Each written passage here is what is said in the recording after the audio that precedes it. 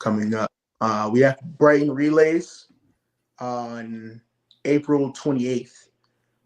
So that's definitely something to come out for.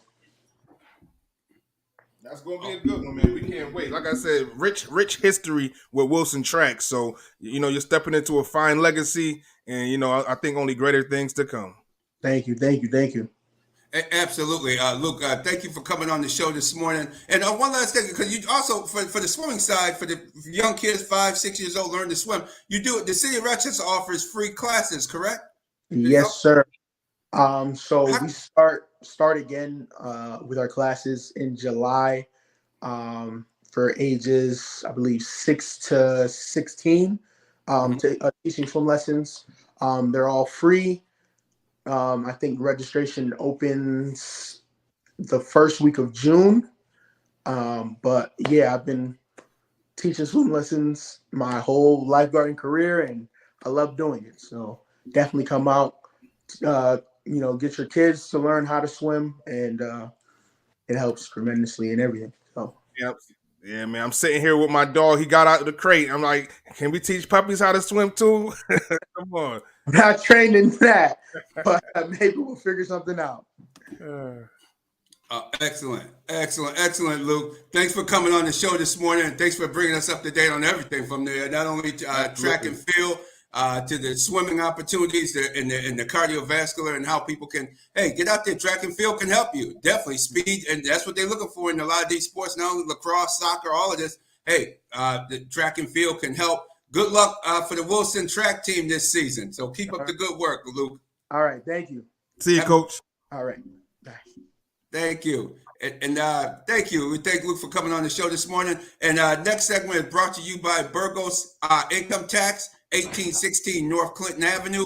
Call 585-266-2680. Over 30 years in business. Al Burgos can help you with your tax situation and get you in the right lane. Hey, if you're late, you can get an extension. He can get you an extension and get you more time to get without a penalty to get your taxes in and help get you that refund, or even maybe soften the blow if you have to pay out a pocket for some taxes for the tax season. But hey, tax season is in full effect. It's about to wrap up. Make sure you see our friend of the show, one of our lead sponsors, Burgos Income Tax, 1816 North Clinton Avenue. Call 585-266-2680. Over 30 years in business, Jay Gills. You got your taxes straight, Jay Gills?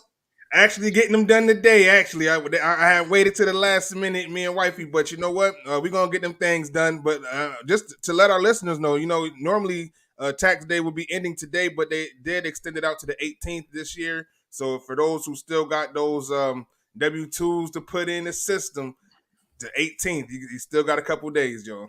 Oh, you still got a couple of days. Oh, definitely. Hey, that's what you got to do. You still got a couple of days, so it's time to get it done. Virgo. Yes, and see how Al can get you straight and get you right. So there's no doubt there. Hey, we got a lot of crazy NBA action there, Jay Gills. What you think of it? Hey, I thought when you say a play-in game, I was expecting one game. I saw the Lakers win. The Lakers won on Monday or Tuesday night, and then the Lakers don't play again. And I said, cool, okay, the Lakers play Sunday. Then I look at Chicago, Toronto, and some teams, and they ended up playing again last night. I said, wait a minute, they still playing games. What's that all about? So the play-in tournament was a tournament. I think this is their third season doing the play-in tournament. It's phenomenal in my opinion.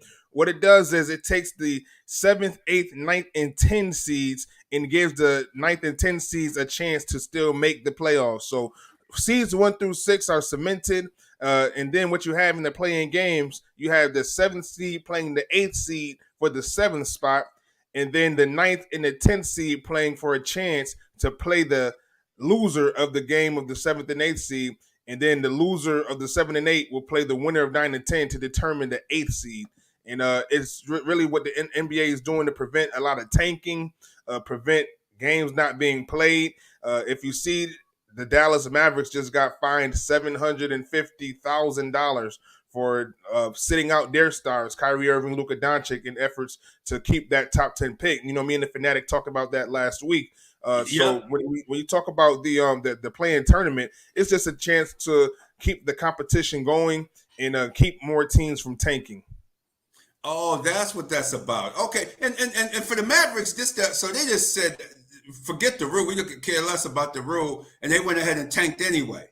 They tanked anyway because they knew that I believe OKC, who made it to the play-in tournament, was going up against Memphis, and Memphis already stated that they weren't going to be playing any starters. So just to recap, both the Eastern and Western Conference, the Eastern play-in saw the Atlanta Hawks take on the Miami Heat for that 7th seed, where Trae Young went off, and playoff Jimmy Butler, defeated them, and it also saw Chicago versus Toronto, where Chicago ended up eliminating Toronto. And just last night, we saw the Miami Heat take on the Chicago Bulls for that 8th seed, where Miami did triumph over the Bulls after a season sweep, mind you. You know, the Bulls have beaten Miami the last 4 games this season. They swept them. So for Miami to come out on top of that was phenomenal. And now Miami has the luxury to play the Greek Freak in those Milwaukee Bucks in the first round. And on the same side of the Western Conference, you had the Lakers playing the Minnesota Timberwolves without Rudy Gobert, without Kyle Anderson, without all those guys. But the Lakers ended up getting it done. You had also the OKC versus the Pelicans, where OKC was able to get it done. And then Minnesota just last night was able to knock off OKC. And now the Minnesota Timberwolves will be playing the Denver Nuggets in the first round, 1v8. Wow. So that's a lot of action going on there. Just before you even start the real playoffs. I mean, it does make it a little exciting for those cities to get those teams in there. And who knows? It's almost like the NCAA tournament. Some of those teams might be able to pull, like the Lakers, the way they position, they might be able to pull an upset coming up as we get into the next round. I guess the official first round of the NBA playoffs.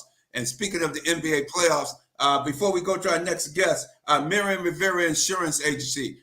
Check out Miriam Rivera for all your insurance needs. She'll get you right for your insurance and any insurance you need. Auto, home, health, and life insurance. 1038 Lyle Avenue or 511 Bean Road, Suite B. Call 585-360-0094. Give Miriam Rivera a call. Hey, it's kids are graduating college real soon. They get high school coming the next couple of months, May and June. Get those insurance. If they get them a hoopty or get them a ride, go see Miriam. She can help you get that insurance to fit the needs of your family or your health, or even life insurance, or even home insurance, homeowner insurance for that home of yours. You want to keep that home straight. So keep that in mind. And Jay Gill, our next guest is up, and it's Darrell Jazz Johnson. He's a sports and entertainment journalist. He began his career back in 2010. And he's been covering a wide variety of NBA, NFL, and I know right now he's covering the New York Knicks and the New York Nets. And welcome to Real Deal Sports Show, Jarrell. How you doing this morning? Pretty good. How are you? Great. Glad to have you on the show. You're covering the Nets and Knicks during this playoff season? During the season, yes. With the playoffs beginning today, the Knicks are in Cleveland, and the Brooklyn Nets are in Philadelphia playing the 76ers. And what do you think for this? Let's start with the Knicks at Cleveland. We have a lot of Knicks fans here, a lot of Knicks listeners. Since you've been covering them throughout the season, what do you think are their chances of winning? What are the keys for them to defeat the Cleveland Cavaliers? Well, I know Knicks fans aren't going to like this. Even if Julius Randle was healthy, obviously the Knicks have a chance, but I would lean toward Cleveland winning a tough series, with Julius Randle having an ankle injury and not even being 100% coming into game one. We don't even know. There's still a chance he might sit out game one. We know Julius Randle is tough, so I would expect him to play, but I don't expect him to be 100%. Julius Randle is the best player on the Knicks, leads the Knicks in scoring, leads the Knicks in rebounds, was the Knicks' only all-star this season, and if he isn't healthy, the Knicks have less of a chance to compete with the young talent of Donovan Mitchell, excuse me, and the Cleveland Cavaliers. All right, Jay Gills. Say that again. Oh, I was Yes, asking Jay Gills. You have a Daryl, question? good friend of the show, Daryl, man, good to see, good to have you on the show, man. But when we talk about the Knicks, and it's going to be it's going to be a dogfight. Cleveland's no chumps. But when I look at the Knicks, especially since the last time they made the playoffs in that horrid series against the Atlanta Hawks, when I look at what the Knicks have now, a 6 man of the year candidate in Emmanuel Quickly, a great facilitator like Jalen Brunson, Julius Randle coming back, not having to be the Julius Randle that we saw 2 years ago, having to carry the offense, facilitate the offense, to carry the team on his back. I'm looking at this Knicks squad, I'm looking at the depth with Obi Toppin and those boys, Evan Fournier, and I look at that team as being a better team than the Cleveland Cavaliers. And looking forward, even with Julius Randle in that health, Jalen Brunson in that health, the team that they have right now compared to 2 years ago, I think that they can go into Cleveland, even though it's a road series for them, and get the job done. I want to know what makes Cleveland so much better. Why are you picking the Cavaliers to upset your New York Knicks? Well, first of all, what you just said about the Knicks, uh, Evan Fournier has not played most of the season, coming off the bench. Obi Toppin has played more minutes recently, but he struggles to rebound the ball. Obi Toppin is a big fan favorite, but the simple key to why he doesn't get more minutes is he doesn't rebound the ball. He's 6'9", 6'10", very athletic, but has no desire to bang on the defensive boards, and that's a problem for a New York Knicks team. That's a problem in the NBA. That's a problem for a Tom Thibodeau team. Emmanuel Quickly is great, but when you look at an 82-game schedule in the NBA, obviously the Cleveland Cavaliers were a better team than the New York Knicks over an 82-game schedule. They also have the explosiveness. The best player in the series by far is Donovan Mitchell. And in the playoffs, teams with the best team, with the best player, generally win. Cleveland has depth too. Cleveland has size. I got to see the first few years of Jared Allen's career because he was with the Brooklyn Nets. He made it. He was an All-Star last year with Cleveland. They have Evan Mobley, who adds even more size for Cleveland. So that is a stacked roster. And yes, obviously the Knicks are better than they are or they were 2 years ago, but so is the East. So is Milwaukee. So is Boston. So is Philadelphia. So is Cleveland.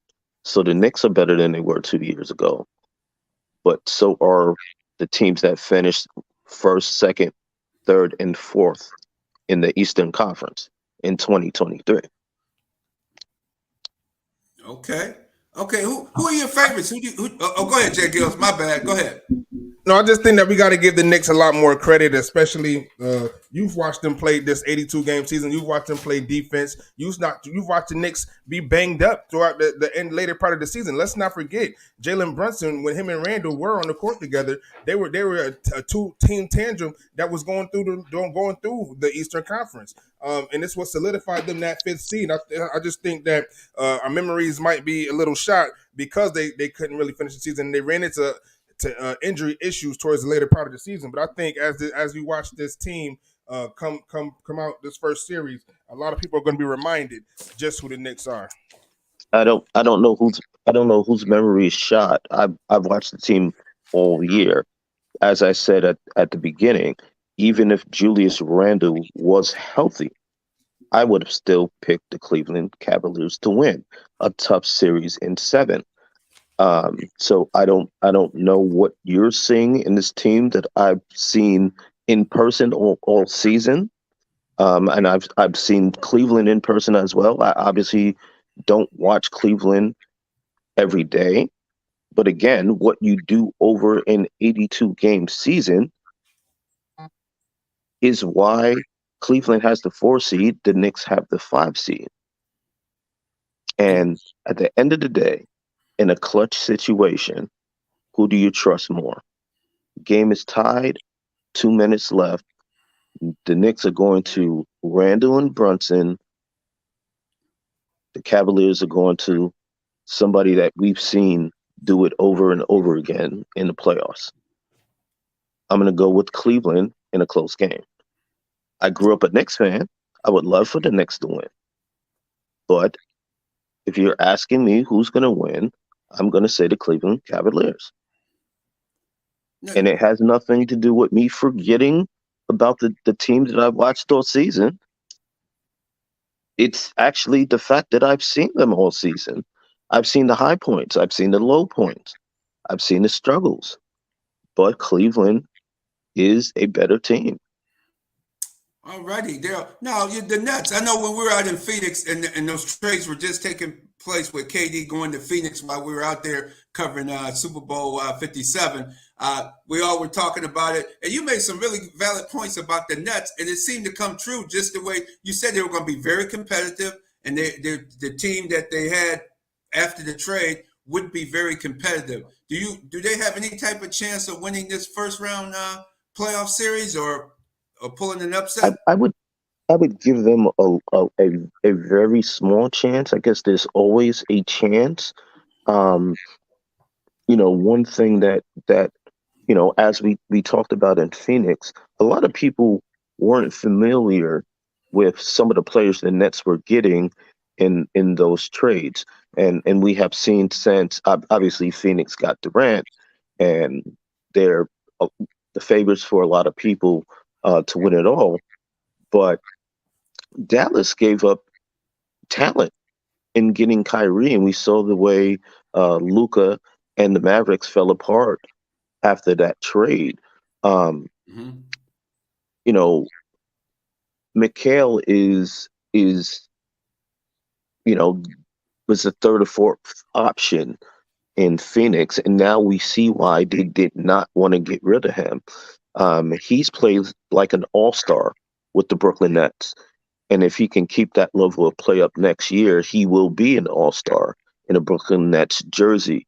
Um, we have not seen the best of him, so if he can potentially take it to another level, and if the Brooklyn Nets are somehow able to contain Joel Embiid, which I don't see how they can do that. Mm-hmm. Um, Nick Claxton is a very athletic uh, center for Brooklyn. He's great on the defensive end with his ability to switch on picks and do a good job defensively on guards, but he can't bang in a post with Joel Embiid. No one can really, but he's you know too uh, too slender to be able to do that. So I think that's unfortunately the bottom line in the series. Um, Brooklyn will not be able to contain Joel Embiid, and I see them losing in 5 or 6. But if they were to have a chance, uh, Mikhail would have to play out of his mind. Um, the Nets would have to shoot well from the three, and they would Mm-hmm. have to get Joel Embiid consistently in foul trouble or force him to turn the ball over, frustrate him. And, Harden would have to be more of the Harden we saw last year in Philadelphia and not be able to facilitate and score the ball like he did a couple of years ago in Houston. All right. Um, Well, that would have to happen. what would the Nets need to improve for next year? Quickly, as we're starting to run out of time, but what do you feel the Nets need to do to improve their team? That's tough. You know, that's the past couple of seasons they went into the season thinking they could win it all. Right. When you have Kevin Durant, when you have Kyrie Irving, when you have James Harden at the beginning of the previous season, you go into the season uh, planning to win it all. The Nets will not have that, obviously, going into next season. but it's not a rebuild either because they have talented players. It's up to the organization has to make a decision on what they want to be. They went after the big stars. That didn't work. Mm-hmm. Do they want to get some complementary pieces to the team? Are they going to try to build through the draft? Are they going to try to trade the assets they have for more draft capital? That organization needs to really sit down and see what their future is. Okay, and who's your league MVP, and who do you think will take it? Who you think are going to win the NBA championship? Joel Embiid and the Milwaukee Bucks. I believe if Middleton did not get hurt last season, remember that tough Boston Milwaukee series last year. If Chris Middleton plays, Mm-hmm. uh, Milwaukee beats Boston. I think they get to the NBA Finals. I think they would have beat the Golden State Warriors.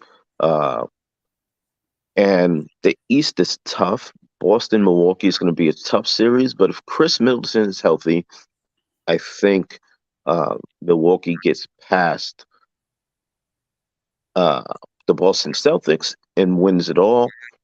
Phoenix against Milwaukee would be a tough series, a rematch of the finals from 2 seasons ago with the addition of Kevin Durant. That would be a great series, but I'm Mm-hmm. not 100% sure Phoenix will make it out the West.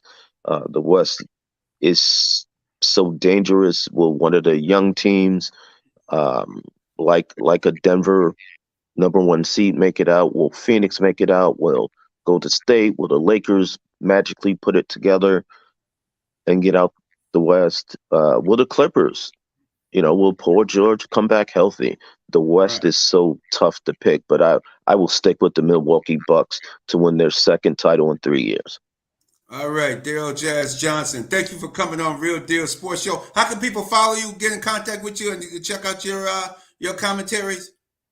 Absolutely. I usually post the things that I write on Twitter. Twitter's at Jazz Johnson 10.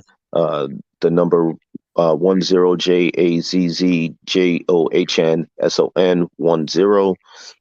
Instagram is Jazz Johnson 1, JAZZJOHNSON the number 1. And DMs are open, so if you want to talk sports, all those Knicks fans out there, you disagree with something I said, holla at me. All right, there. And your New York state of mind. There you go, Daryl Jazz Johnson. Thank you for coming on the show. We're gonna have you back real soon because I know you're gonna have a lot to say. Probably when we get to the finals or the conference championship series, Daryl. Thanks for coming on the show. No problem. Thank you. All right, take care. There you have it, Daryl Jazz Johnson. Hey, he's gonna tell it like the world according to Daryl Jazz Johnson and Jay Gills. You have some good points as well there. So we look forward to having them back on the show. And now we move into our next segment. And like I said, Real Deal Sports Show. We talk sports of all sorts, and we have back Jay Jack, our UFC expert, coming back on to tell us all about what happened last week in the UFC in that title bout a week. Everybody's still talking about that fight.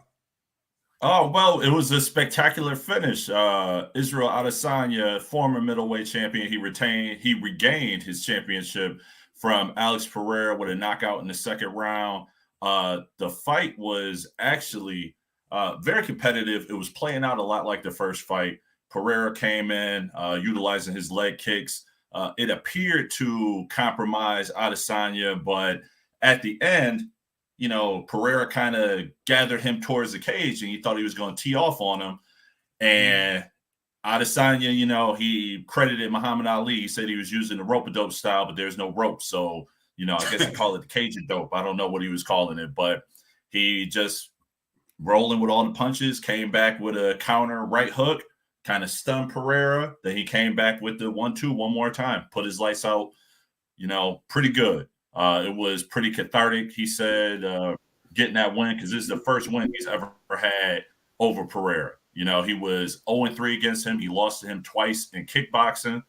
And then, of course, he lost his UFC title to him when they first met in MMA. So this was a pretty big win for him to regain his spot at the top of the middleweight rankings. Oh, absolutely solid knockout. I mean, it looked like Pereira had beat him the last couple of almost last 3 times.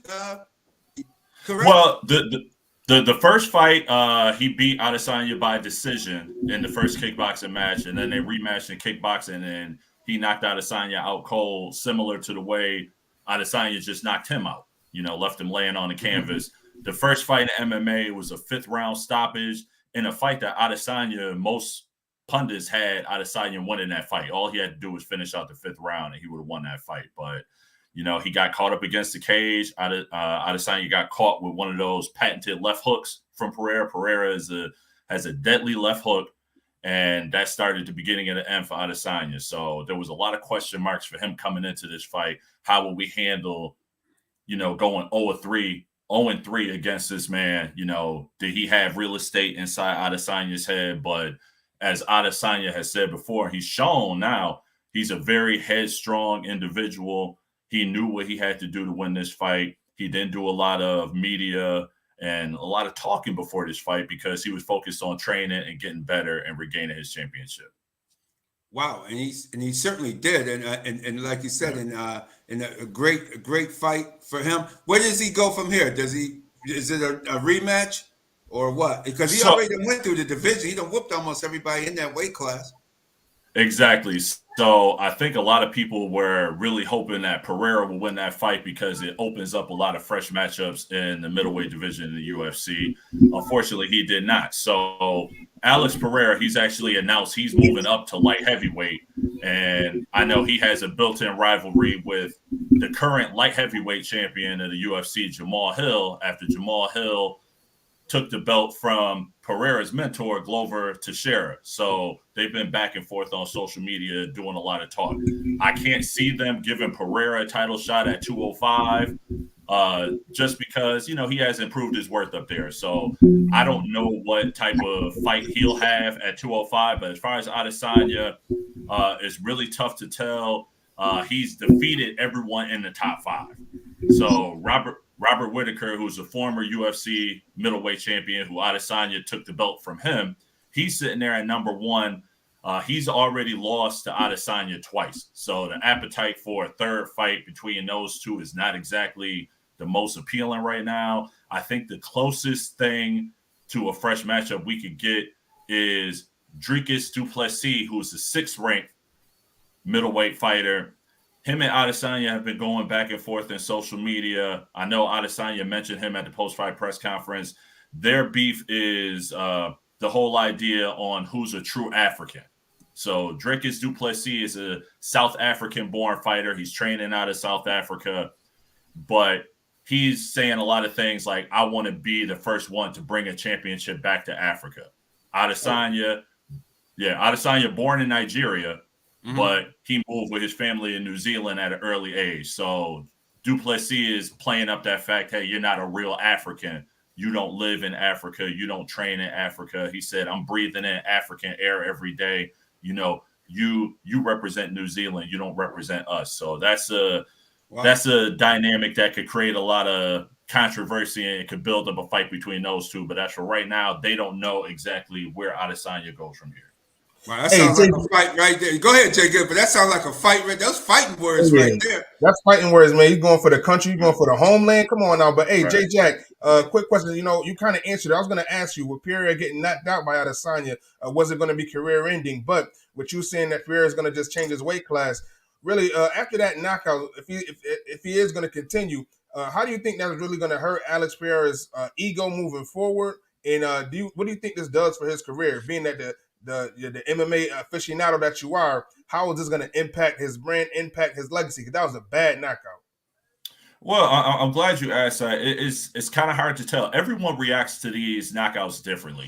Some people get knocked out and they can't get that out of their head. They fight differently. They fight more tentative, and they're not the, for lack of a better term, they're not the killer that they used to be. They don't have that killer instinct.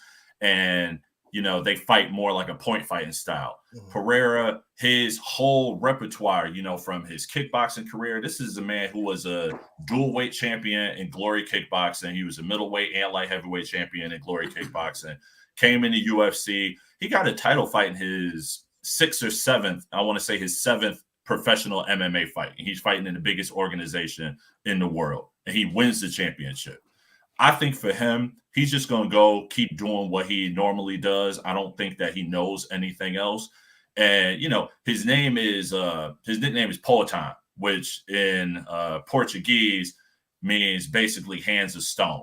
So that's the cloth that he's cut from. I think that he just goes on and he goes to continue his normal, basically straightforward, trying to take your head off style. It's just going to be tougher at 205 pounds because you have some really legit fighters at 205 pounds, most notably being Jamal Hill, the newly crowned light heavyweight champion. So, like I said, I don't know if they give him that fight. I know that there are other fights that I would like to see before that, just to see if Pereira can actually hold his weight at 205 pounds. One match I saw lobbied about on social media is Alex Pereira and a fighter named Khalil Roundtree. Khalil Roundtree, very sturdy, durable fighter. I wouldn't say that he's upper echelon, but he would be a great test for someone like Pereira, someone with a kickboxing background, a Muay Thai background himself. I would like to see a fight like that. It would really be a banger. Absolutely. And what about the merger between the UFC and WWE? What was that? What's that merger all about? Okay, so the company that owns the UFC, a few years ago, Endeavor, WME, IMG, that's a talent agency, and they're trying to expand their brand.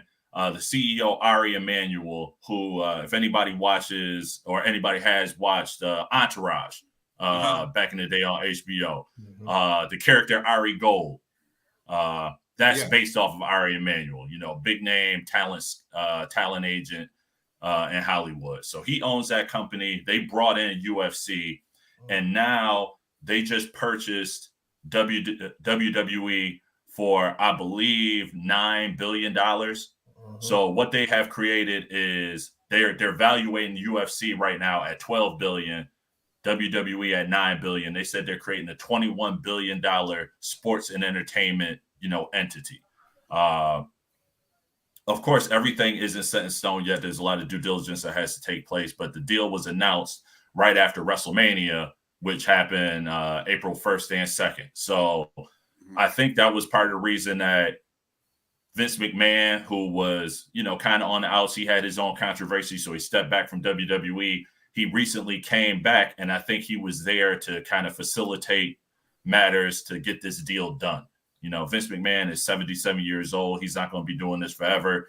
And he wanted to just, pass it off and make sure that he was compensated for, his baby. Vince McMahon bought WWE from his father, Vince McMahon Sr., in 1982 for $1 million. And he just sold it for $9 billion. So if that's not a come up, I don't know what is. Right. But yeah, what I believe that they're trying to do is when you have entities like WWE and UFC, what WWE does, they cater a lot to the younger audience, but once kids get it, 13, 14 years old, this stuff is fake. They don't get into the scripted stuff anymore.